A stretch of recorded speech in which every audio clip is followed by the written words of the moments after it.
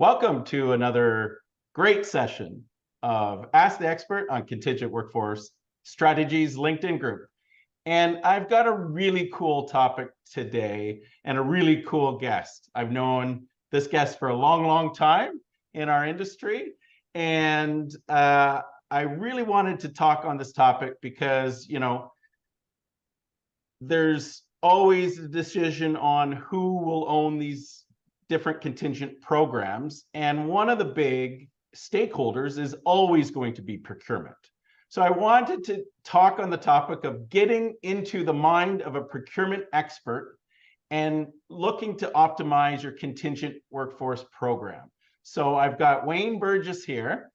He's been a friend of mine for a very long time. He's got over 25 years experience in procurement and supply chain. Much of that had been an Accenture, a serial entrepreneur and current founder and CEO of Conexis. So Wayne, thank you for coming on the show and spending some time with me today. Yeah, absolutely, Jeff. Pleasure to be here. I love the Ask the Expert sessions. I'm so excited to be on. So looking forward to the conversation. So, to kind of get started, some people see procurement as a stakeholder, and salespeople will often just see it as a name and a title. But why don't we define a little bit more about what is the role of procurement in general, and then kind of take it a step further. Yeah. And so that's the broad aspect, because it's not always just about procurement and CW. Right. But what is the role of procurement in the CW programs as a sub question there? Yeah, I think for me, as I've grown up in the industry, most procurement professionals kind of fall into the space. Very few make a decision, I'm going to become a procurement professional. So I think as I fell into the space 25 years ago, for me, as I looked at what we would call procurement experts, who were my mentors and people I looked up to and still look up to this day, I think, as we look at procurement and what their role is in general, it's delivering value to the organization. So, and defining that value is critical. Regardless of what you're trying to achieve, you need to know what that value is, and that the drivers of value are different in all different types of organizations, and all the different departments and resources and employees and workers. They all define value as it relates to their job and what they're trying to do. So it's tough sometimes to define that value, but really what you're trying to do is deliver that value. And then in this contingent workforce world and program, you then drill down into what are the value drivers that are important to an organization. And so you have a hiring manager that says, I just want people. I need a good quality person. I need them to fit my budget, and I need them to show up and deliver what I need to deliver. And then you raise it up into the corporate goals, and you need to mitigate risk. You need to meet all these control requirements and policy requirements. So defining value is critical. Delivering it is another thing, but ultimately that's what you're trying to do. No, it's true, right? And so, one of the things that always I'm asked and we hear a lot about is procurement or HR. Who should own the program? What's your take on that? And how do you optimize that relationship? Because you can't really have a program that's just run in procurement without some sort of HR, or at least thoughts of HR policy being implemented. What do you think about program ownership? And then, let's talk about. So I think you're going to see that more and more often, organizations transferring that ultimate ownership to HR. That doesn't mean they go and build contingent workforce programs. It just means that they're going to own the ultimate, combine those numbers, know what their workforce is, know what they're doing with that workforce, why they're doing it, and be able to optimize that workforce, because having them split is not good for your organization. You could be, maybe there's a business case to be made that, if you've got 2,000 contingent workers, maybe 500 of those should be full-time employees, or Maybe you've got employees that you don't need full-time and they should be more a contingent basis. So understanding that demand and supply profile is critical, and then optimizing it as well. And the role of procurement as that transitions from owning the program, right, to supporting the program, how do you see that kind of rolling out, and the role of procurement in the programs going forward? When HR, Yeah, let's say, it's the ownership of the programs transferred over to HR and talent acquisition. yeah, I think it comes down to procurement keeping in its lane, and knowing what it's good at and delivering that. I think you need to understand that. I think if you're a procurement professional worth your weight, you will follow a standard model. And as I grew up in procurement, I watched the experts in the industry, and I think they all followed kind of a similar model. And if you're doing your job in the contingent workforce category, whether you're first in on a first gen program, you've never done this before, or whether you're coming into a new company and you've done it 20 times before, I think that you apply kind of the same 4 or 5 steps in that model. And you stay in your lane, you let HR own their piece, and you do what you do best, which I think is first you understand. So you learn everything you can about how that organization buys that contingent worker today. You understand the policies, you understand the demand profile, you understand the current supply profile. So that's your baseline of the organization as it relates to that category. And then you want to compare. So you want to go out and you want to understand, what are our competitors doing in this space? What are best in class solutions?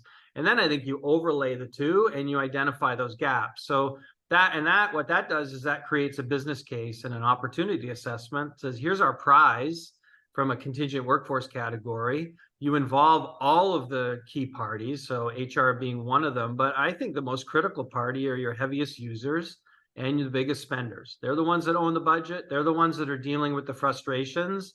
So, regardless of who owns the category in your organization, the most important people are the users and the spenders. And so you need to understand what their frustration points are.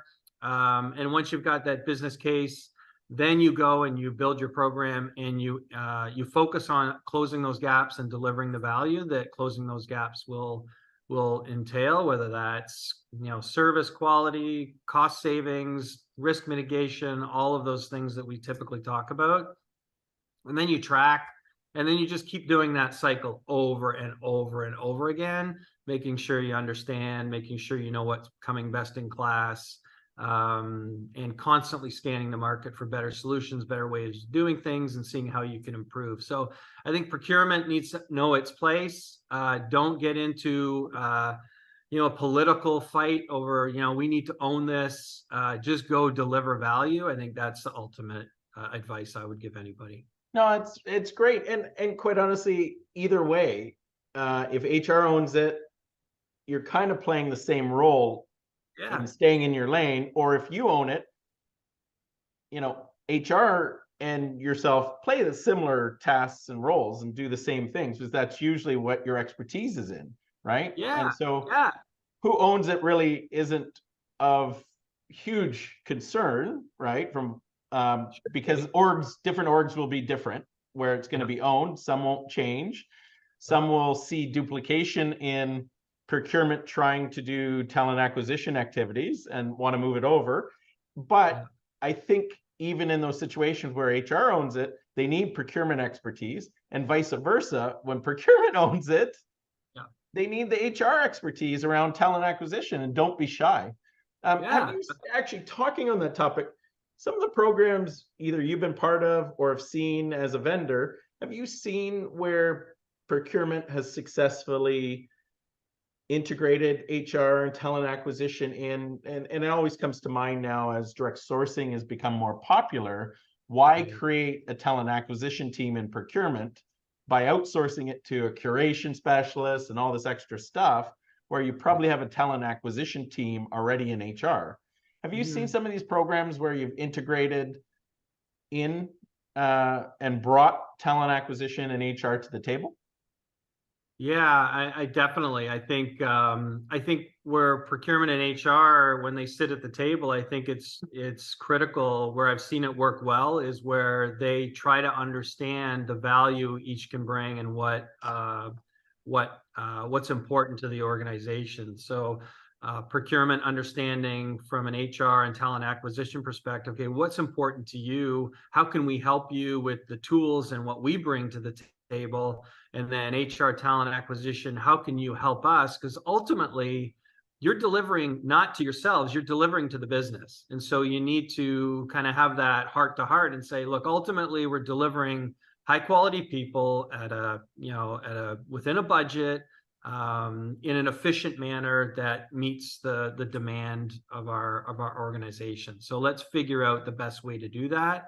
So I think that's where it works really well. Where it doesn't work well is where there's a political play happening, and it just is an absolute nightmare. And I've seen both. And when you've got those organizations and you're able to, as a third party, kind of bring them together and stay focused on what are you trying to achieve ultimately. It's not trying to build your fiefdom here. It's trying to deliver something to your customers. So that's where it works really well. And then from there you define, okay, what are the metrics to success and how can we as procurement help deliver those, and talent acquisition and HR and procurement, because there's so many different channels of supply in the talent world, like direct sourcing, talent pools, staffing agencies, internal recruitment departments, your own hiring managers bringing forward resources that they want to bring onto their project. You need to know what that supply is. You need to understand it and develop the best channels. And talent acquisition and HR can help you do that because they're the experts in that space. So Yeah, no, it really makes sense. And having that strong partnership, and you've mentioned it a couple of times, stay out of the politics of the fiefdom mentality. And I guess getting into a partnership from a procurement perspective, often, and correct me if I'm wrong, there's a lot of cost savings initiatives within the procurement groups. And so if you can maybe like look at some of those priorities and the way bonuses are paid, and you get that out on the table and say, listen, you can own cost savings procurement, let us own HR policy and risk management and what drives theirs, and then that keeps the worry about fiefdoms out of the picture, right? Yeah, I think the thing that frustrated me, the thing I learned very early on in the contingent workforce space, coming at it from a procurement perspective, and previously, sourcing computers and pens and paper, inanimate objects, right? Is the thing that I learned very quickly in the contingent workforce world is it's an emotional buy. So it's a very emotional, volatile procurement. Nothing like buying an inanimate object or a service. So many things can go wrong in the cycle of bringing on a worker, whether it's the hiring manager have too many steps in the process, whether it's the procurement where they can impact negatively is over negotiating markups and driving down that margin and profitability profile for the supplier, because we know recruiters are they make their money off their commission, and they're going to pick and choose which company that they're going to focus on and work on. And so, if you drive down costs too much and you're all focused on cost savings, you can actually do more harm than good in helping your organization fill those roles that are critical, often to customer delivery, or if you're building something for internal purposes, you can impact and have seats empty that you need in that role. So I think it's very important procurement understands in this category that quite often, getting quality suppliers that can provide quality talent and focus on what the budget of that user is. And if you can come under budget for them, then maybe that's the cost savings. It's not, hey, we were at a markup of 35% and now we're down to 28. Well, what has that done to the delivery of your program too? Yeah, no, and that's a great point. So, this has been an unbelievable conversation. I have a feeling we could continue and continue and continue. But, I always kind of end with, if I'm in procurement and somebody just said, hey, can you manage this spend that's decentralized? Let's call it a Gen 1 program. And I'm just starting out. what advice would you give me to kind of not get overwhelmed and take some of the first good steps to managing a program and bringing in more centralization and management to it? Yeah, I think it's I think the understanding part is really the first step. So and it gives you a focus and it gives you a work path to kind of keep your head down and go start learning. I think for me, it was always when I was thrown into a situation like that, it was let me go meet with the big spenders, the heavy users. Let me understand their pain points. And for me, it was critical to get one or two quick wins. And it can be as simple as this supplier is, being a real pain, and I need you. I'm hoping someone can solve this problem for me. Getting on a call, solving the problem, and you make a friend for life.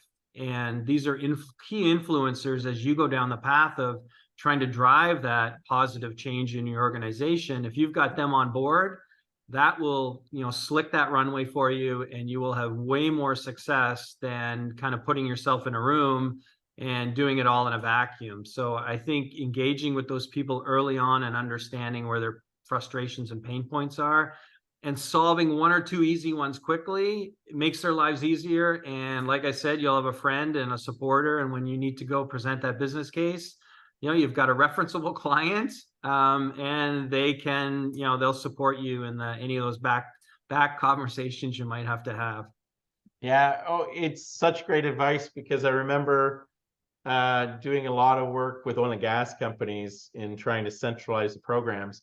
And when the head office person just calls on the intercom to an ops person in the middle of nowhere, Texas or Saskatchewan or wherever, and they're all sitting around a Polycom going, yeah.